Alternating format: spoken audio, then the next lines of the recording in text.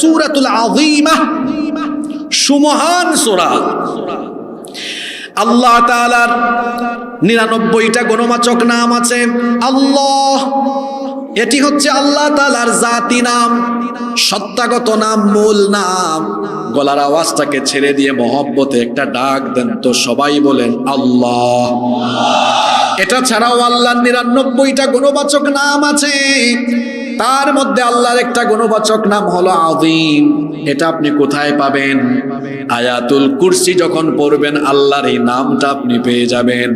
ওয়ালা ইয়াউদুহু হিফযুহুমা ওয়া হুয়াল আলিয়্যুল আযীম। আযীম এই নামটা কার? সবাই বলেন আযীম নামটা কার? আবার এই কোরআনের নাম হলো আযীম। আল্লাহ তাআলা বলেছেন, ওয়ালাকাদ আতাইনাকা সাবআম মিনাল মাসানি ওয়াল কুরআনাল আযীম। আর অবশ্যই আমি আপনাকে নিত্য পাঠনীয় সপ্তবাক্য অর্থাৎ সূরা ফাতিহার 7 আয়াত এবং কোরআনে আযীম দান করেছি। খেয়াল করে শুনেন, আল্লাহর নাম হলো আযীম, আবার কোরআনের নাম হলো আযীম। এমন কি যাকে আল্লাহ আমাদের হেদায়েতের জন্য পাঠিয়েছেন সেই নবীর পরিচয় দিতে গিয়েও আল্লাহ আযীম শব্দ ব্যবহার করেছেন।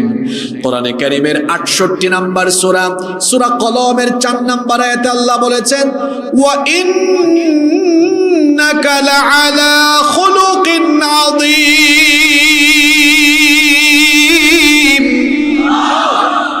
আর নিশ্চয়ই আপনি এক সুমহান আদর্শের উপরে সুপ্রতিষ্ঠিত। খেয়াল করে শুনেন, আল্লাহর পরিচয় দিতে গিয়ে আল্লাহ বলেছেন আযীম। আল্লাহর একটা নাম আযীম।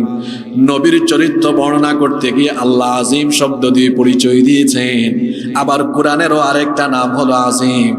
আবার সূরা ইয়াসিনেরও আরেকটা নাম হলো আযীমা। অর্থাৎ এই সূরা যেন তেন সূরা নয়, এটাকে সুমহান সূরা বা আযীম সূরা যিনি বলেছেন তিনি কে? এই সূরার আরেকটা নাম হচ্ছে সূরাতুল মুইম্মাহ। মুইম্মাহ এটা এমন একটি সূরা, এমন একটি সূরা, এই সূরা পাঠ করে যারা এই সূরা অনুযায়ী আমল করে আল্লাহ তাদেরকে দুনিয়ার বরকত দিয়ে ভরপুর করে দেন। সুবহানাল্লাহ। এই সূরার 5 নাম্বার নাম হলো সূরাতুদ দাফিআহ। আরবি যারা বুঝেন, দিফা মানে কি? প্রতিরোধ করা। এই সূরার মাধ্যমে কি প্রতিরোধ হয়? এই সূরা দিয়ে শত্রুকে মোকাবেলা